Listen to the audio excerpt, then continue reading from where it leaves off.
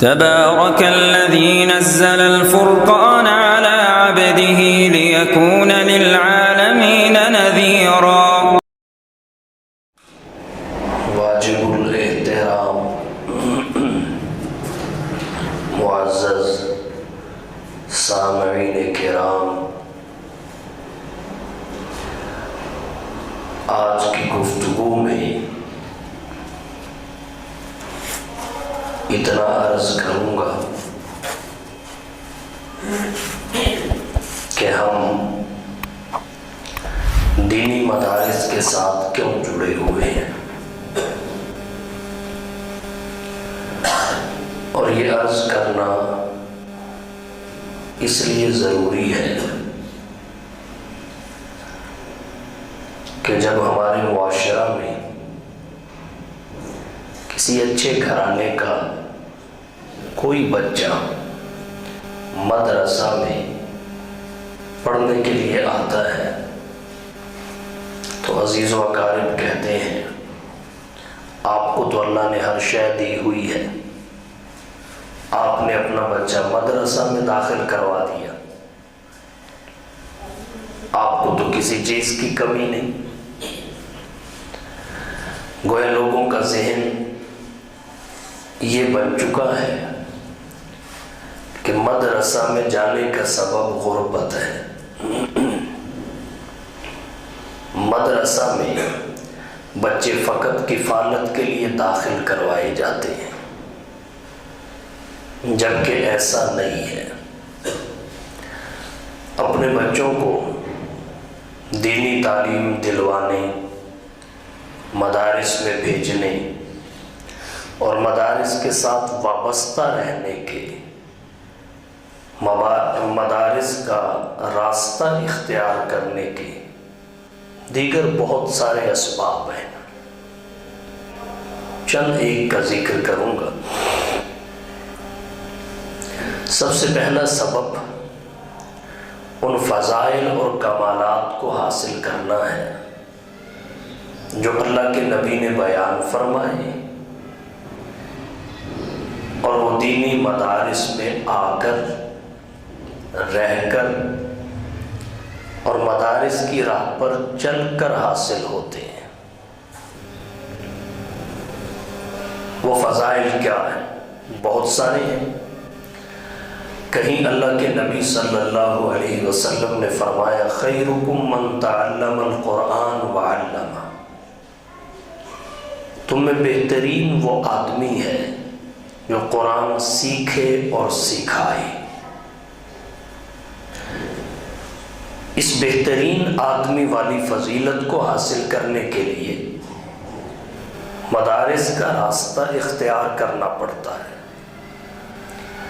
کیونکہ ہمارے سکول و کالج اور یونیورسٹی ان میں اصلاً قرآن کی تعلیم نہیں ہوتی۔ ضمناً کچھ آ جائے، بے شک آ جائے، دیگر مضامین اصلاً پڑھے اور پڑھائے جاتے ہیں، ریاضی ہے، سائنس ہے، فزکس ہے، دیگر مضامین۔ نہ قرآن کریم کی تعلیم کو اصولی حیثیت حاصل ہے، نہ پڑھنے اور پڑھانے والوں کے نزدیک دیگر مضامین کی طرح سکول و کالج اور یونیورسٹی میں اہمیت ہے، اور نہ ہی قرآن کریم کی تعلیم کا امتحان ہے، امتحان میں بھی شامل نہیں۔ آپ دیکھ لیں، اگر کسی کلاس میں اسلامیات تک بھی ہے تو اس کی حیثیت اختیاری کی ہے۔ مدارس میں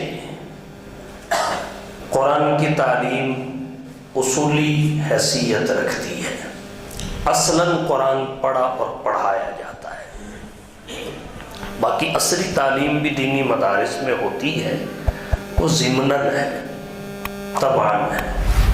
یہاں امتحان قرآن کی تعلیم کا ہوتا ہے، یہاں ترقی اس تعلیم کی بنیاد پہ ملتی ہے۔ تو اللہ کے نبی صلی اللہ علیہ وسلم نے فرمایا خیرکم من تعلم القرآن وعلمہ، اس فضیلت کو حاصل کرنے کے لیے اور کون سا راستہ ہے؟ سیکولر اداروں میں تو یہ فضیلت اور کمال پیدا نہیں ہوتا.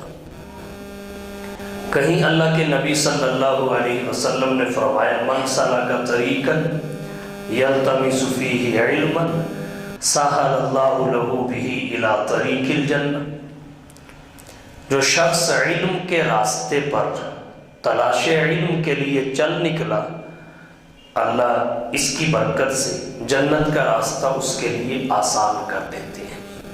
پی ایچ ڈی کی ڈگری لینے کے لیے آپ چلیں، آکسفورڈ کا راستہ پکڑیں، یہ فضیلت حاصل نہیں ہوگی. یہ فضیلت مدارس کے راستے پہ چل کر حاصل ہو سکتی ہے، کیونکہ وہاں قرآن و سنت کا علم پڑھا اور پڑھایا جاتا ہے. کہیں اللہ کے نبی صلی اللہ علیہ وسلم نے فرمایا من خرج فی طلب العلم فہو فی سبیل اللہ حتی یرجع، جو شخص تلاش علم کے لیے نکلا جب تک وہ گھر پلٹ نہ آئے وہ اللہ کے راستے میں شمار ہوگا. اللہ کے راستے میں، فی سبیل اللہ کی اصطلاح اللہ کے راستے میں جہاد اور قتال کے لیے، اور دین کا علم سیکھنے سکھانے والوں کے لیے استعمال ہوتی ہے. جو اس راستے میں رہتے ہیں ان کا راستہ فی سبیل اللہ ہے، وہ فی سبیل اللہ ہے. تو اللہ کے نبی صلی اللہ علیہ وسلم نے یہ اور اس قسم کی اور بہت ساری بشارات، طلباء کے قدموں کے نیچے فرشتوں کا پر بچھانا. سائنس پڑھنے والوں کو تو یہ فضیلت اور عظمت حاصل نہیں ہوگی. پھر تعلیم و تعلم کی مجالس میں فرشتوں کا اترنا اور اس ساری فضا کو آسمان تک بھر دینا کہ ان پہ اللہ کی رحمت اترتی ہے، جب ان پہ اترے تو ہم بھی اس رحمت میں نہا لیں. فرشتوں کا ان کی دعاؤں پہ آمین کہنا، یہ وہ فضائل ہیں جن کو حاصل کرنے کے لیے مدارس کا راستہ چننا پڑتا ہے اور اس کا انتخاب ضروری ہے. فرمایا من خرج فی طلب العلم فہو فی سبیل اللہ حتی یرجع، واپس پلٹنے تک طالب علم اللہ کے راستے میں شمار ہوتا ہے. موت آ جائے تو وہ فارغ التحصیل اٹھایا جاتا ہے. اور یہ بات مسلم ہے، علم اصل میں دین کا علم ہے. یہ جو ہم عصری اداروں میں پڑھتے ہیں یہ علم نہیں ہے، یہ فنون ہے. علم قرآن و سنت کا علم ہے. امام شافعی رحمۃ اللہ علیہ کا ایک قول ہے العلم علمان، علم دو طرح کے ہیں. نمبر ایک علم الادیان، دینوں کا علم جس کو علم شریعت کہتے ہیں. نمبر دو علم الابدان، انسانی بدنوں اور جسموں کا علم جس کو علم طب اور حکمت کہتے ہیں. یہ دو علم ہیں. اس کے علاوہ سب فنون ہیں. ایک شخص اگر فرنیچر کا کام سیکھتا ہے تو اس کی غرض کیا ہے؟ اپنے بچوں کا اچھے طریقے سے سہولت اور آسانی کے ساتھ پیٹ پالوں گا، اس کی کمائی اچھی ہوتی ہے. اسی طرح اگر ایک شخص انجینئر بنتا ہے، سائنسدان بنتا ہے، بلکہ آج کل تو یوں کہوں تو بے جانے ڈاکٹر بنتا ہے، اس کی غرض کیا ہے؟ کہ اس فن میں ترقی حاصل کر کے اس فن کا ماہر بن کر میں سہولت کی زندگی گزار سکتا ہوں. اپنے بچوں اور بیوی کو خوش رکھ سکتا ہوں۔ یہی وجہ ہے جس ڈاکٹر کی فیس 2، 4، 5 ہزار ہو، اس سے آپ کہہ کے دیکھیں ڈاکٹر صاحب تھوڑی کم کر لیں، وہ کہے گا تینوں نہیں پتا میں کتنے کروڑ لا کے ڈاکٹر بنیا، آپ کو نہیں پتا میں کتنے کروڑ لگا کر ڈاکٹر بنا ہوں۔ پتہ چلا علم قرآن و سنت کا ہے، یہ تو فنون ہے کہ کس طرح ہم زندگی اچھی گزار سکتے ہیں، مالی وسعت اور فراخی حاصل کر سکتے ہیں۔ تو علم اصل میں قرآن کا علم ہے، دین کا علم ہے، یہ فنون ہے۔ ان پر علم کا لفظ مجازی طور پہ بولا جاتا ہے، مجازن انہیں علم کہہ دیتے ہیں۔ علم وہی ہے جس کی بنیاد انسانی عقل، تجربہ اور مشاہدہ پر نہیں ہے، بلکہ اس کی بنیاد وحی پر ہے۔ عقلیں سب انسانوں کی صحیح نہیں، جن کی صحیح ہے ان کی برابر نہیں۔ تجربے سارے صحیح نہیں ہوتے، غلط ہو جاتے ہیں۔ بسا اوقات ایسے ہوتا ہے ایک سائنسدان کا تجربہ آج یہ بات ثابت کرتا ہے، آنے والے سالوں میں اس کے برعکس کو ثابت کرتا ہے۔ اس سائنسدان کے تجربے نے کسی شے کے متعلق کسی نظریے کو وجود بخشا، آنے والے زمانے کے سائنسدانوں نے اسے ترک کر دیا، نئے نظریہ کو وجود دے دیا۔ مثلا ایک سائنسدان گزرا ہے تالیف ملتی، اس نے تجربے سے دعویٰ کیا کہ پانی مفرد اور بسیط ہے۔ 3500 سال تک اس کا نظریہ چلتا رہا۔ 3500 سال کے بعد ایک کاؤنڈس نام کا سائنسدان پیدا ہوا۔ کاؤنڈس نامی سائنسدان نے دعویٰ کیا کہ پانی مفرد اور بسیط نہیں ہے، بلکہ آکسیجن اور ہائیڈروجن سے مرکب ہے، تو اس کا نظریہ چل رہا ہے۔ تو تجربے صحیح نہیں ہوتے، بدل جاتے ہیں، وہی صحیح ہوتی ہے۔ وفات رسول کے بعد نسخ کا احتمال بھی ختم ہو گیا، قرآن کریم کی جملہ آیات محکم ہو گئی۔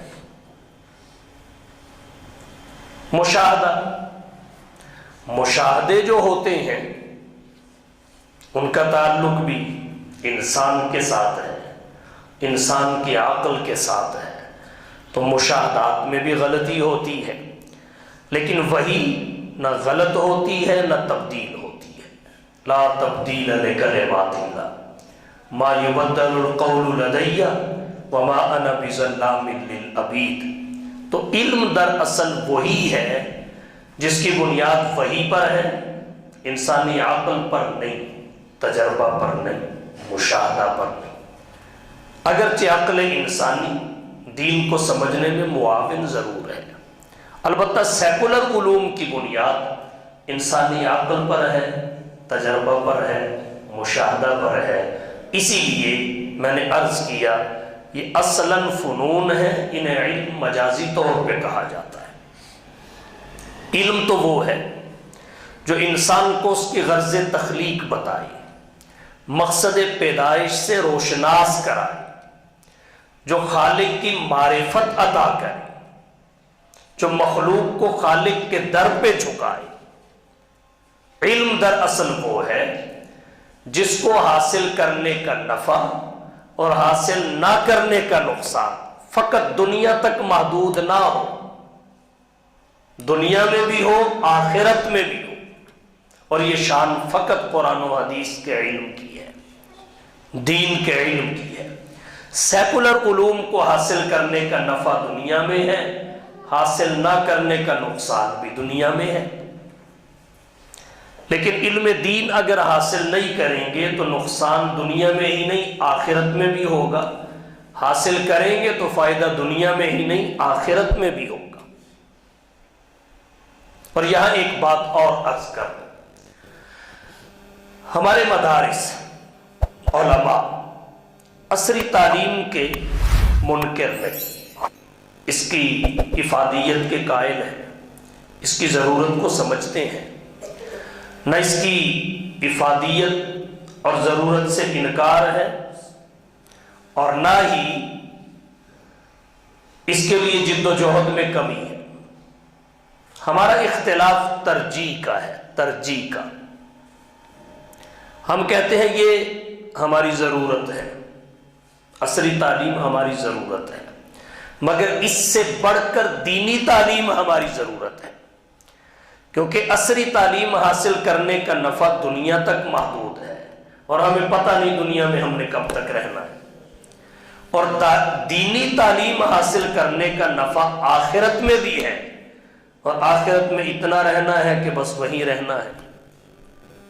دنیا کی ابتدا بھی ہے، انتہا بھی ہے، آخرت کی ابتدا تو ہے، انتہا نہیں ہے۔ ہم فقط اتنا کہتے ہیں کہ جتنا یہاں رہنا ہے اتنا یہاں والا سیکھ لو، جتنا وہاں رہنا ہے اتنا وہاں والا سیکھ لو۔ ضرورت اور افادیت کا انکار نہیں ہے، اختلاف ترجیح پہ ہے۔ ہماری ترجیح دینی علم کو ہے، دینی تعلیم ہے۔ باقی ہمارے مدارس میں میٹرک بھی ہے۔ میرے اس مدرسہ میں آپ دیکھیں سامنے کمپیوٹر لیب ہے، اب اور وسیع ہو گئی۔ وفاق المدارس کے نصاب میں میٹرک شامل ہے، اور بہت سارے شعبے ایسے ہیں جن کا تعلق عصری فنون سے ہے، مدارس میں ہے۔ لیکن کس قدر افسوس کی بات ہے، مدارس میں تو آپ کو یہ سب کچھ ملے گا، لیکن سیکولر ادارے، عصری ادارے، وہ بقدر ضرورت قرآن و حدیث کی تعلیم نہیں دے رہے، دین اور شریعت کی تعلیم نہیں دے رہے۔ سکول و کالج اور یونیورسٹی میں پڑھنے والوں اور پڑھنے والیوں کو ناچنا تو مکمل آنے لگ گیا ہے، اور بہت سارے فیشن مکمل ان کی سمجھ میں آ چکے ہیں، مگر انہیں غسل کے فرائض نہیں آتے، نہاتے بھی روزانہ ہیں، رہتے بھی ناپاک ہیں، نہاتے بھی روزانہ ہیں، رہتے بھی ناپاک ہیں۔ تو نہانے سے بندہ پاک نہیں ہوتا، صاف ہو جاتا ہے، پاک نہیں ہوتا۔ پاک ہونے کے لیے ضروری ہے کہ غسل کے فرائض پورے کیے جائیں، اپنے نہانے میں غسل کے فرائض کو شامل کیا جائے۔ تو عرض میں نے یہ کیا، دینی مدارس کا انتخاب کیوں؟ اس وجہ سے نہیں کہ غربت ہے، بچوں کی کفالت مقصود ہے، بلکہ اس وجہ سے کہ اللہ کے رسول صلی اللہ علیہ وسلم نے تعلیم و تعلم کے جو فضائل ذکر کیے ہیں، جو شانیں بتائی ہیں، وہ ہم مدارس کے راستے پہ چل کے ہی حاصل کر سکتے ہیں۔ سیکولر اور عصری اداروں میں جا کر ہمیں وہ فضائل اور کمالات ہرگز حاصل نہیں ہو سکتے۔ ایک وجہ تو یہ ہے اس راستے کے انتخاب کی۔ اچھے بھلے سمجھدار لوگ کہتے ہیں یار تینوں تے اللہ نے ہر شے دیتی ہے، تو بچے نو مولوی کیوں بنا رہے ہیں؟ تو اس کا مطلب یہ ہے کہ جو مدارس میں پڑھتے ہیں وہ غربت کی وجہ سے پڑھتے ہیں۔ کتنی سطحی اور نیچی سوچ ہے ہمارے معاشرہ کے بعض افراد کی۔ تو ایک سبب تو یہ ہے مدارس کے انتخاب کا جو میں نے آپ کی توجہ کی نظر کیا۔ دوسرا سبب کیا ہے؟ دوسرا سبب یہ ہے جس طرح ہمارے غیر دینی ادارے، خواہ وہ کسی بھی دائرے میں آتے ہوں، کسی بھی زمرے میں آتے ہوں، ان کی ذمہ داری یہ ہے کہ وہ ہمارے اس معاشرہ کی دنیاوی ضرورت کا سامان مہیا کریں، ہماری دنیاوی ضرورت کی چیزیں ہمیں مہیا کریں۔ اسی طرح ایک ہماری دینی ضرورت ہے، تو دینی مدارس کی ذمہ داری یہ ہے کہ جو ہماری دینی ضرورت ہے وہ اس کا انتظام کرے، اس کو پورا کرنے کا بندوبست کرے۔ ہماری دینی ضرورت کیا ہے؟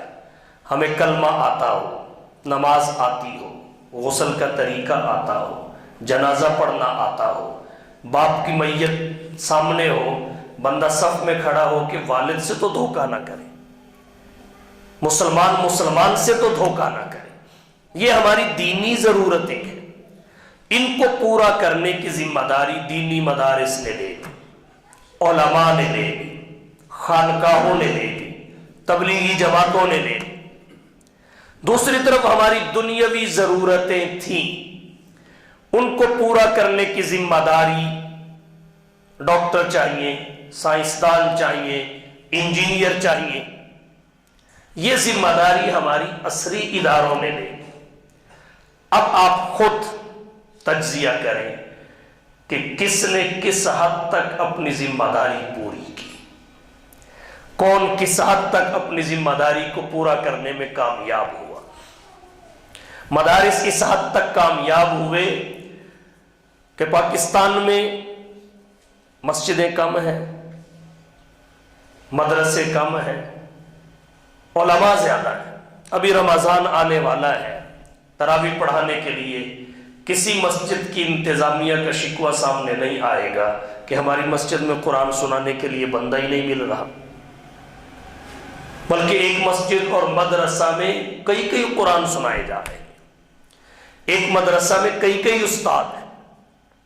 اور اس کام کے لیے ہمیں امریکہ برطانیہ سے علماء نہیں منگوانے پڑتے۔ برکت کے لیے بے شک باہر سے ہم بلوا لیں امام کعبہ کو، دارالعلوم دیوبند کے محتمم کو، پر شرح تہذیب ہدایہ اور شرح عقائد پڑھانے کے لیے نہیں بلاتے۔ وہ یہاں کے مدارس نے ایسے افراد تیار کر دیے ہیں کہ باہر والوں کی ضرورت ہی نہیں۔ لیکن ڈاکٹری کے شعبے میں ضرورت پڑتی ہے، یہاں کے ڈاکٹروں کے بس کی بات نہیں امریکہ سے ڈاکٹر آئے۔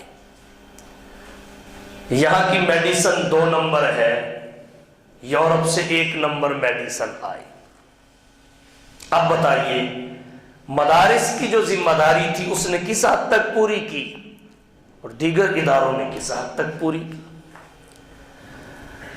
یہاں دینی ضرورت کی جتنی چیزیں تھیں، تفسیر تھی، فقہ کی کتابیں، حدیث کی کتابیں، باہر والوں کی چھوڑ دے، یہاں والوں نے اس قدر لکھی ہے کہ باہر والوں کی ضرورت ہی نہیں، بالکل نہیں۔ اور دوسری طرف دیکھیے جو ذمہ داری ہماری نہیں تھی، تمہاری تھی، تو اس میں کس حد تک کامیاب ہوئے۔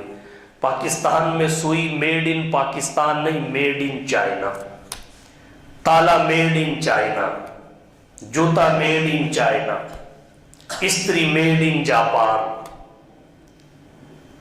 تو ہم کس حد تک دنیاوی ضرورتوں کو پورا کرنے میں کامیاب ہوئے اور دینی مدارس کس حد تک دینی ضرورت کو پورا کرنے میں کامیاب ہوئے، یہ ایک کھلی دعوت ہے، آپ دیکھ اور سوچ سکتے ہیں۔ تو ہماری دینی ضرورتوں کو پورا کرنے کی ذمہ داری دینی مدارس کی ہے، بحمد اللہ کما حقہ پوری کر رہے ہیں، کما حقہ۔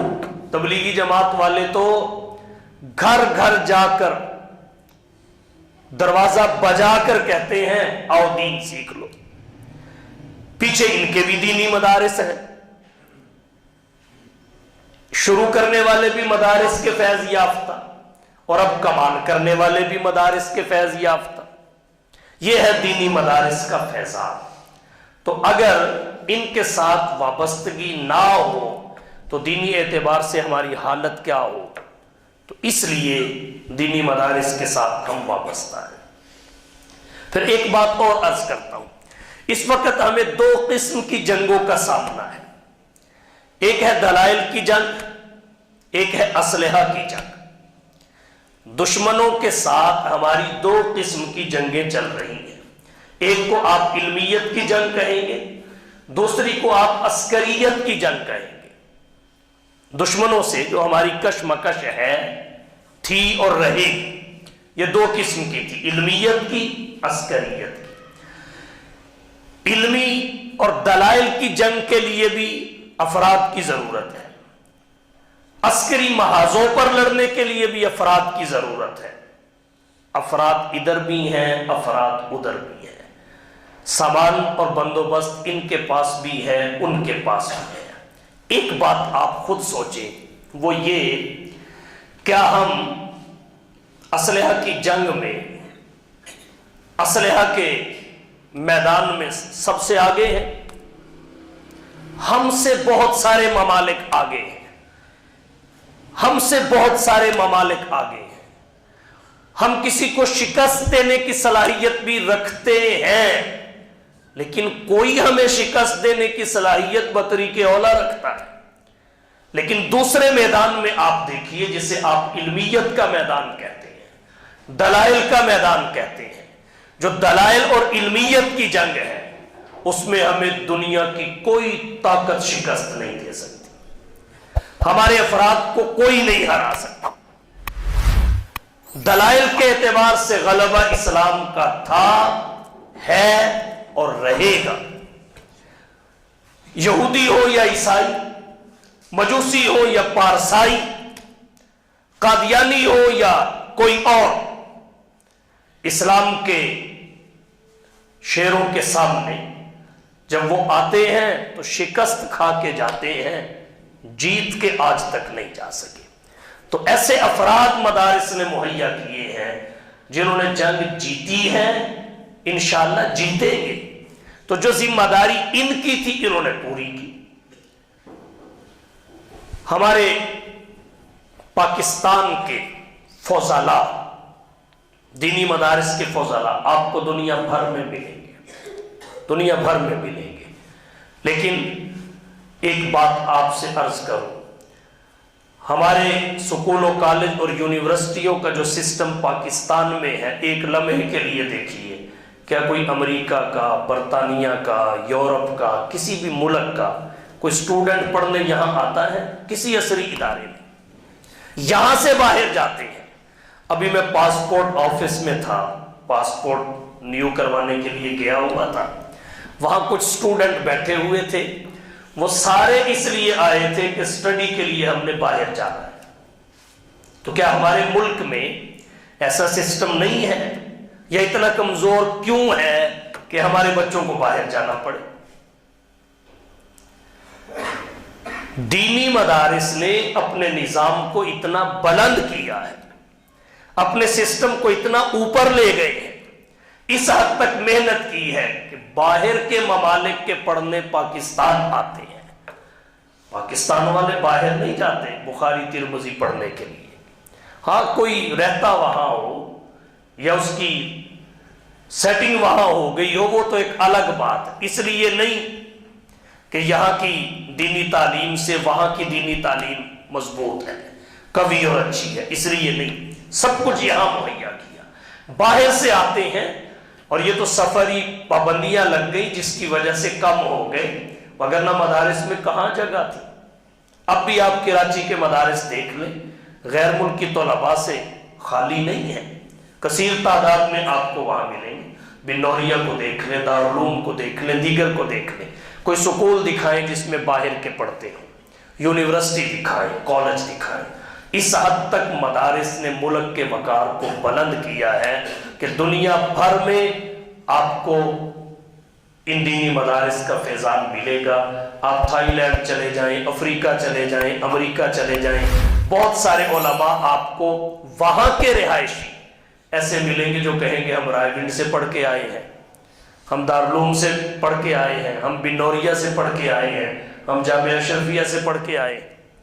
تو یہ ہے دینی مدارس کی اپنی ذمہ داری سے انصاف، جو ذمہ داری انہوں نے لی اسے کماحت کو پورا کیا، دینی ضرورتوں کا پورا خیال رکھا، اور اس معاملہ میں اس معاشرہ کو شرمندہ نہیں ہونے دیا، نہ شرمندہ ہوئے نہ شرمندہ کیا۔ ایک وجہ یہ ہے۔ تیسری وجہ کیا ہے کہ دینی مدارس کے ساتھ ہم وابستہ ہیں؟ اس کی تیسری وجہ یہ ہے کہ پاکستان کا استحکام دینی مدارس کے استحکام سے جڑا ہوا ہے۔ آپ سوال کریں گے کیسے؟ پاکستان کا استحکام تین چیزوں کے استحکام سے بندھا ہوا ہے۔ نمبر ایک، جغرافیے کا استحکام، نمبر دو نظریے کا استحکام، نمبر تین معیشت کا استحکام۔ یہ تینوں چیزیں مستحکم ہوں گی تو پاکستان کو استحکام ملے گا۔ جغرافیے کا استحکام، کہ ہماری سرحد میں دشمن داخل نہ ہو سکے، ہماری سرحدیں مضبوط ہوں، ہماری خود مختاری محفوظ ہو۔ تو جغرافیے کا استحکام الحمدللہ ہماری پاک فوج اس کے لیے قربانیاں بھی دے رہی ہے، اپنے فرائض بھی ادا کر رہی ہے، اور دینی مدارس کسی بھی میدان میں ان کے شانہ بشانہ رہنے سے پیچھے نہیں ہٹے۔ رائے عامہ کا معاملہ ہو، ذہن سازی کا معاملہ ہو، ان کے لیے دعاؤں کا معاملہ ہو، یا اور بہت سارے طریقے ہیں، جب بھی ملک کی جغرافیائی سرحدوں کی حفاظت کے لیے ضرورت محسوس ہوئی ہے تو فرنٹ لائن پہ جو طبقہ نظر آیا ہے وہ مدارس کے علماء اور فضلاء کا ہوا ہے۔ تو جغرافیے کا استحکام، اس میں دینی مدارس کا کیا کردار ہے، یہ ایک مستقل عنوان ہے، میں اس موقع پہ اسے چھیڑنا نہیں چاہتا۔ اور دوسرے نمبر پر ہے نظریے کا استحکام۔ یہ بات تو میں اور آپ سب جانتے ہیں، پاکستان سیکولر ریاست نہیں ہے، اسلامی جمہوریہ ہے۔ پاکستان کے قیام کا جواز دو قومی نظریہ ہے، اور یہ دو قومی نظریہ 1947 یا اس سے پہلے اور بعد کا پیدا کیا ہوا نہیں ہے، اس کی تاریخ 1400 سال سے بھی زائد پرانی ہے۔ جناب نبی کریم صلی اللہ علیہ وسلم نے آ کے فرمایا لکم دینکم ولی دین، قرآن سنایا لکم دینکم ولی دین، اور یہی تو قومی نظریہ ہے جس کی بنیاد پر پاکستان مارز وجود میں آیا کہ ہندو الگ قوم ہے، مسلمان الگ قوم ہے، ہندوؤں کی الگ تہذیب ہے، مسلمانوں کی الگ ہے، ان کا کلچر الگ ہمارا الگ، ان کی ثقافت الگ ہماری الگ، ان کی روایات الگ ہماری الگ، ان کی اقدار الگ ہماری الگ۔ مسلمان اور غیر مسلم ایک نہیں ہے۔ تو قیام پاکستان کا جواز دو قومی نظریہ ہے۔ اب میں آپ سے پوچھتا ہوں، کسی سکول، کالج اور یونیورسٹی میں آپ چلے جائیں، آپ 100 پڑھنے والوں سے پوچھئے دو قومی نظریے کا کیا مطلب ہے، اور پھر دیکھیے آپ کو کتنے جواب دیتے ہیں۔ دو قومی نظریہ، سیکولر ریاست بنانے کی محنت ہو رہی ہے پاکستان کو، پاکستان کے نظریہ کا جو تحفظ ہے وہ دینی مدارس سے ہو رہا ہے۔ دینی مدارس مستحکم ہے تو نظریہ مستحکم ہے، نظریہ مستحکم ہے تو پاکستان کی وہ حیثیت مستحکم ہے جس حیثیت سے پاکستان مارز وجود میں آیا ہے۔ قائد اعظم محمد علی جناح سے تحریک پاکستان کے دوران جب بھی پوچھا گیا پاکستان کا نظام کیا ہوگا، انہوں نے کہا اللہ کا قرآن، محمد کا فرمان۔ لیکن آج بڑے افسوس سے یہ بات کہنا پڑتی ہے، قائد اعظم محمد علی جناح اور ڈاکٹر محمد اقبال رحمہم اللہ کے وہ فرامین، ان کی تقاریر کے وہ اقتباسات جو پاکستان کی دینی حیثیت کو واضح کرتے ہیں، جو پاکستان کے قیام کے جواز سے پردہ اٹھاتے ہیں، جو پاکستان کا طرز حکومت خلفائے راشدین کا طرز حکومت قرار دیتے ہیں، پاکستان کا نظام قرآن و سنت کو بتاتے ہیں، وہ عوام کے سامنے لانے سے گریز کیا جاتا ہے۔ وہ تقاریر نہ ٹی وی پہ دکھائی جاتی ہیں، نہ ریڈیو پہ سنائی جاتی، انہیں پیچھے دھکیل رہا ہے ایک طبقہ تاکہ پاکستان کی دینی حیثیت اور اسلامی پوزیشن کو کمزور کیا جا سکے۔ تو اگر نظریہ مستحکم ہوگا تو پاکستان یقیناً مستحکم ہوگا۔ پاکستان کا قیام جذبات سے ہوا ہے، اور جذبہ دینی تھا، اور دینی جذبہ مدارس سے پیدا ہوتا ہے۔ یہی وجہ ہے قیام پاکستان کی تحریک چل رہی تھی تو نعرہ کیا لگایا گیا؟ پاکستان کا مطلب کیا؟ لا الہ الا اللہ۔ دستور ریاست کیا؟ محمد الرسول اللہ۔ حضرت تھانوی کی خدمات حاصل کی گئی، سرحد اور سرحد سرحد اور سلہٹ کے ریفرنڈم میں علامہ عثمانی اور دیگر علماء کی خدمات حاصل کی گئی، انہوں نے جیتا تو تب یہ پاکستان میں شامل ہوئے، وگرنہ پاکستان اس نقشے کے مطابق کبھی مارے سے وجود میں نہ آتا جو دنیا کے سامنے پیش کیا گیا۔ تو پاکستان کا استحکام 3 چیزوں کے استحکام سے وابستہ ہے۔ نمبر 1 جغرافیہ کا استحکام، نمبر 2 نظریہ کا استحکام، نمبر 3 معیشت کا استحکام۔ معیشت مستحکم ہوگی، پاکستان مستحکم ہوگا۔ پاکستان کی معیشت کب مستحکم ہوگی؟ جب پاکستان سے سودی نظام کا خاتمہ ہوگا، جب پاکستان ملکی سطح پر سود سے اعلان لا تعلقی کرے گا، بیزاری کا اظہار کرے گا۔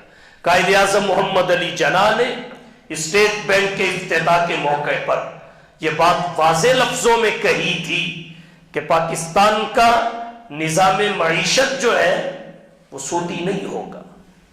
پاکستان کی معیشت کی بنیاد سود پہ نہیں ہوگی، بلکہ جو قرآن و سنت نے نظام معیشت دیا ہے اس پہ ہوگی۔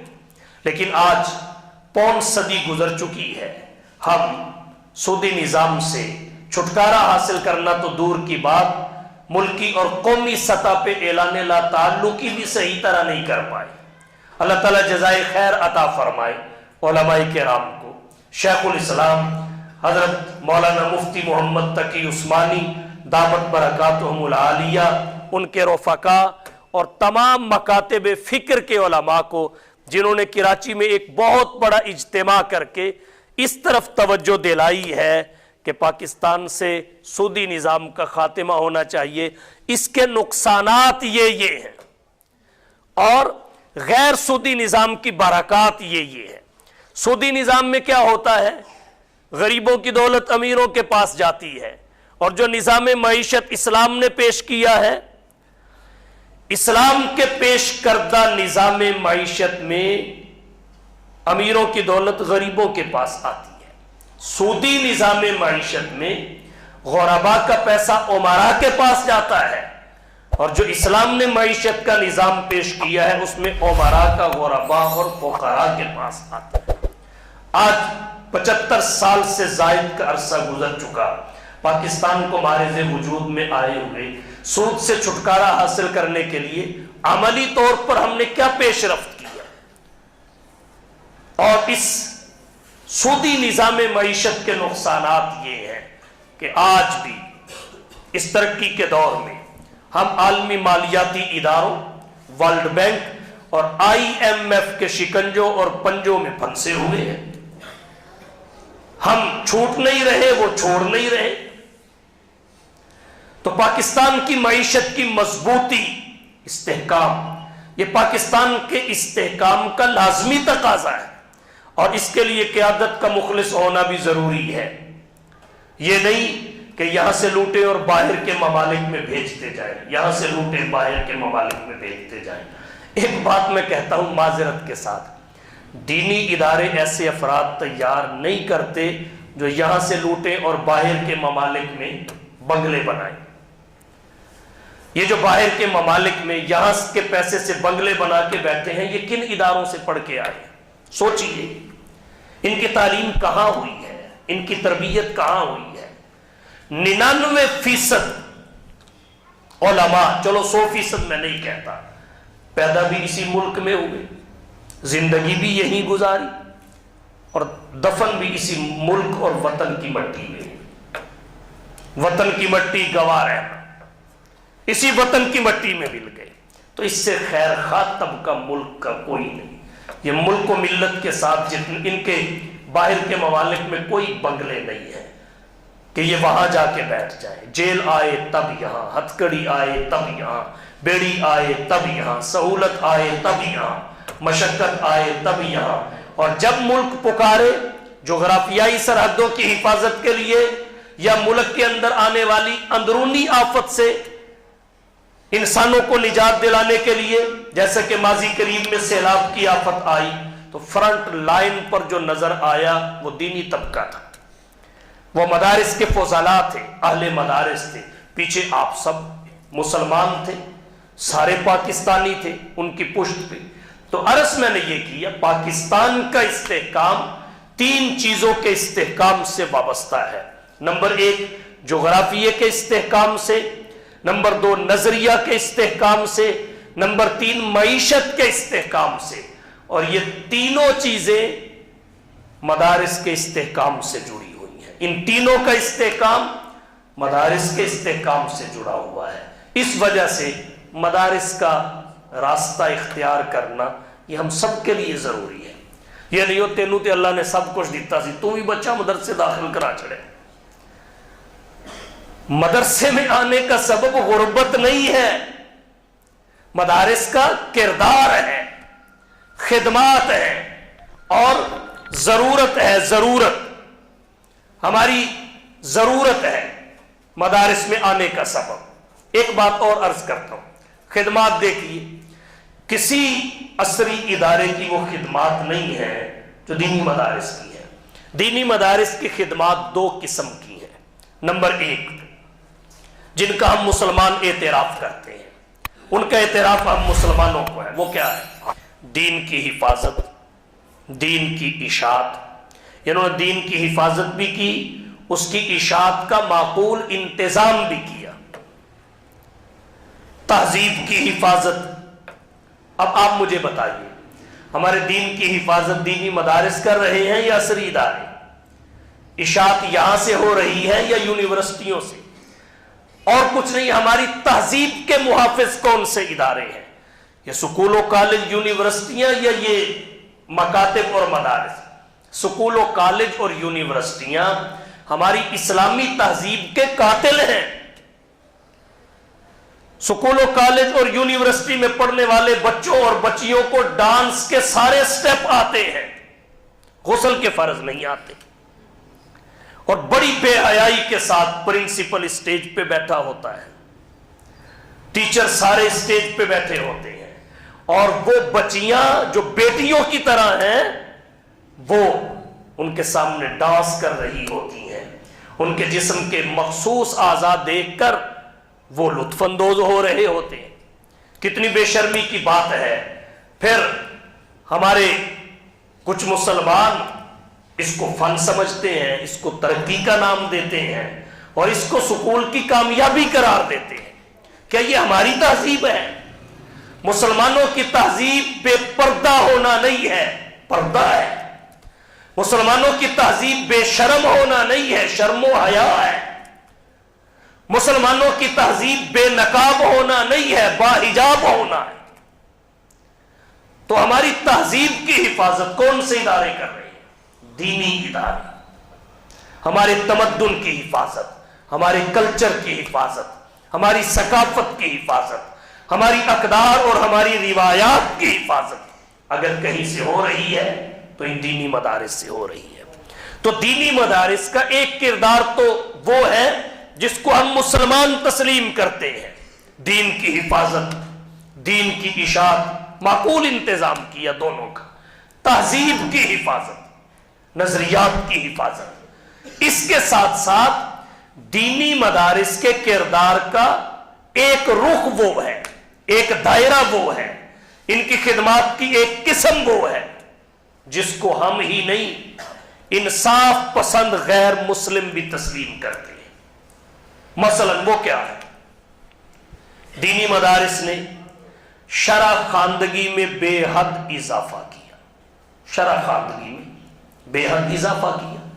آپ چلے جائیے جنوبی پنجاب سائڈ پہ، وہاں ہمارے عصری اداروں کی برانچز ابھی تک بھی قائم نہیں ہوئی، لیکن ایک قاری نورانی قاعدہ لے کر چھوٹے چھوٹے بچوں کو قیام پاکستان کے پہلے سے پڑھاتا آ رہا ہے. نورانی قاعدہ بھی پڑھا رہا ہے، تختی بھی لکھوا رہا ہے. تو شرح خواندگی میں اضافہ کا سبب، بے حد اضافہ کرنے والے دینی مدارس ہیں. نمبر 2، انہوں نے تعلیمی رجحان میں اضافہ کیا. تعلیمی رجحان میں کیسے؟ آپ مدارس میں آئے، یہاں دینی تعلیم بھی ہے، عصری بھی ہے. عصری اداروں میں چلے جائے، وہاں دکھائیے دینی تعلیم کس حد تک ہے.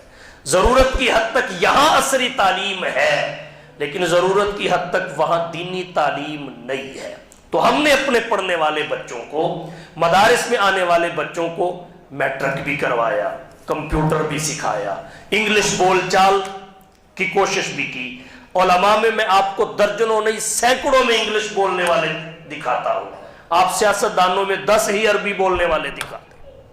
حال ہمارا اتنا پتلا ہے کہ جس کو ہم سمجھتے ہیں ہمارے ملک کا ٹاپ کا وکیل ہے، بیرسٹر کہتے ہیں اعتزاز احسن صاحب کو، جب لاہور میں زرداری صاحب کو عشائیہ دیا گیا سورۃ الاخلاص نہیں پڑھ سکے. ہم جنہیں اعلیٰ تعلیم یافتہ کہتے ہیں، اس سے بڑی ڈگری پاکستان میں اس فن کی کس کے پاس ہو. حال ہمارا یہ ہے، ہمارے ملک کا وزیر داخلہ، سابق وزیر داخلہ اللہ مغفرت فرمائے رحمان ملک مرحوم کی، وہ سینٹ کے اجلاس میں سورۃ الاخلاص نہیں پڑھ سکا.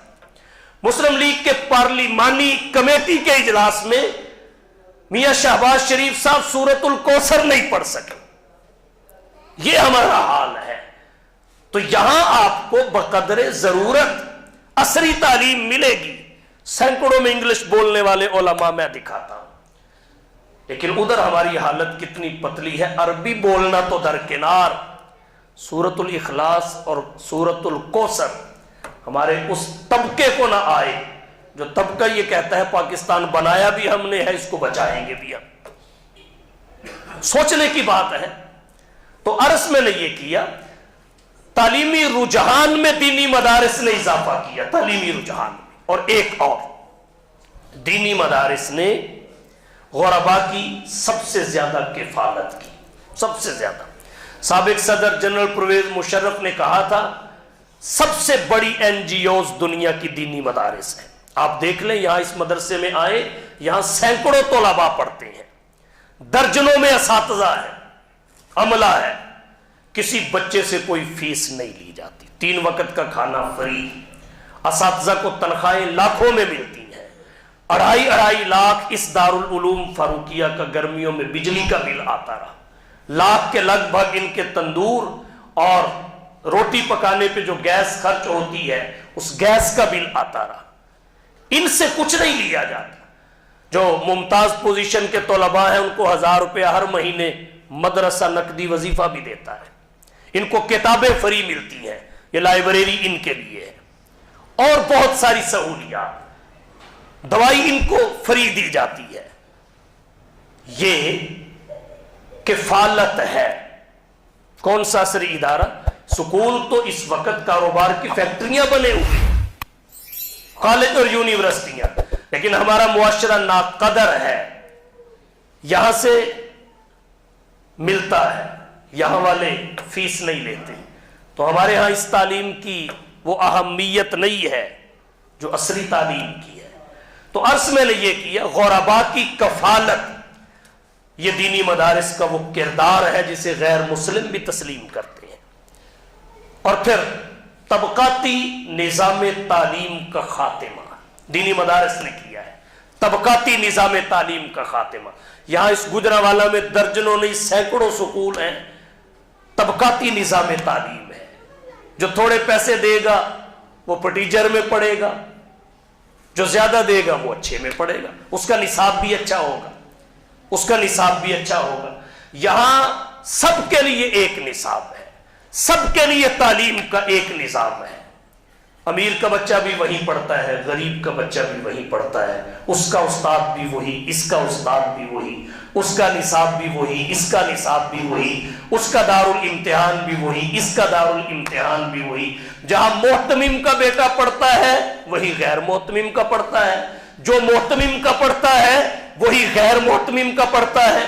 جس کمرے امتحان میں امیر اور محتمم کا بچہ امتحان دیتا ہے اسی میں غریب اور غیر محتمم کا بیٹھ کے امتحان دیتا ہے.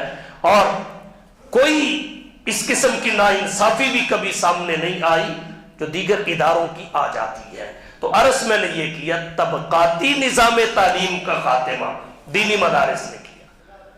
صاف اور شفاف نصاب تعلیم، نظام تعلیم، طبقاتی نظام تعلیم کا خاتمہ، یہ دینی مدارس کی وہ خدمات ہیں جن کا ہم ہی نہیں انصاف پسند غیر مسلم بھی اعتراف کرتے ہیں.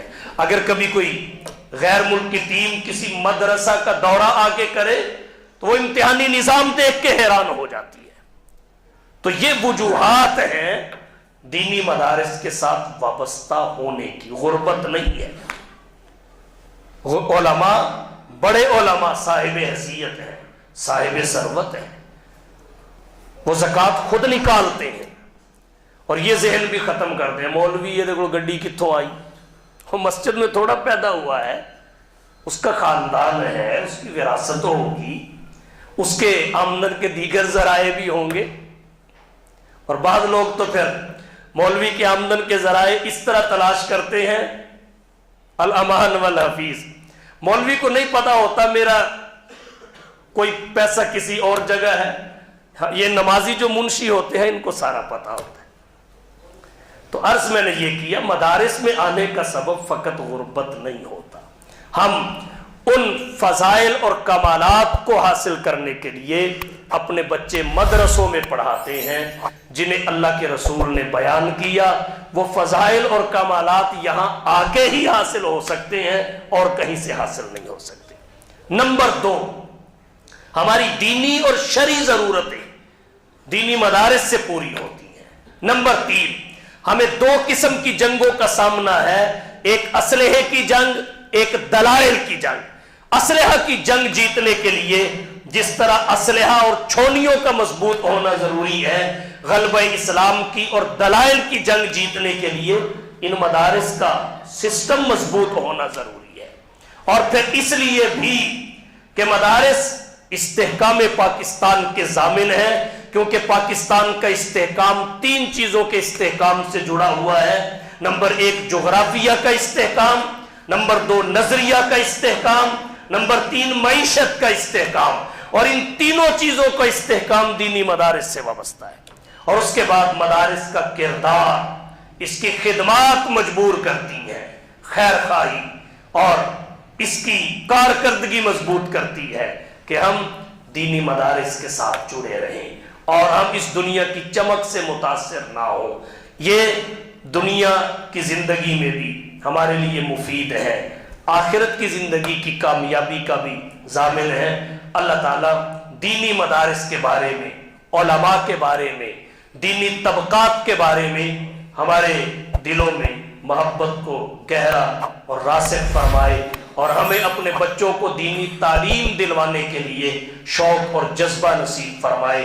وآخر دعوانا ان الحمدللہ.